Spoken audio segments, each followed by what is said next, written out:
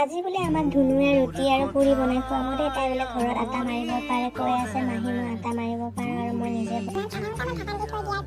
ধুনীয়াকৈ চালোঁ যে ঢিলা হৈছে আৰু এখন বনাই চালোঁ। এতিয়া মই চব্জি বনাবৰ কাৰণে প্ৰথমতে মাংসখিনি ভাজি ল'লোঁ, তাৰপিছত আলুখিনি দি নিমখ দি দিলোঁ আৰু শুকান জলকীয়াও দি দিলোঁ, হালধি নিমখ মছলা সকলোবোৰ একেলগে দি অকণমান সময় লৰাই মই পানী দি দিলোঁ। এতিয়া আহিছে নৰসিংহ পাত ছিঙিবৰ কাৰণে। পুৰি বনালে নৰসিংহ পাত দিলে অকণমান ভাল লাগে আৰু এনেকৈ এতিয়া নৰসিংহ পাতখিনি দি দিলোঁ আৰু আলুখিনি সিজিছে নাই চাইছোঁ মই, ধুনীয়াকৈ সিজিলে আৰু ইফালে ৰুটি বনাই পুৰি বনোৱা হৈ গ'ল। প্ৰথমতে শুকানকৈ মই দুখনমান ৰুটি বনাই ল'লোঁ আৰু এতিয়া ধুনীয়াকৈ পুৰি বনাই আছোঁ আৰু ইফালে চাহো বহাই দিছোঁ। আমাৰ ছোৱালী ডাঙৰ হৈ গ'ল দেই, পুৰি বনাব পৰা হৈ গ'ল আৰু ৰেডি হৈ গ'ল। মই প্ৰথমতে শুকান ৰুটি বনাই লৈছোঁ দেই আৰু মোৰ কাৰণে পিঁয়াজ শুকান ৰুটি এনেকৈ লৈ লৈছোঁ আৰু তাইকে দিছোঁ প্ৰথমতে পুৰি খাবৰ কাৰণে, যিহেতু তাই কষ্ট কৰি বনাইছে। আৰু ইফালে মই ৰুটি লৈছোঁ, পিঁয়াজ এখন লৈছোঁ, এনেকৈ খাই লওঁ। আৰু তাই বোলে এটা যাদু দেখায় আৰু হাতত কইনা এজনী আঁকিছে আৰু মাহী চাকচোন মই কি ধুনীয়া কইনা আঁকিছোঁ বুলি কৈ আছে আৰু খাই বৈ এনেকৈ কিবাকিবি বনাই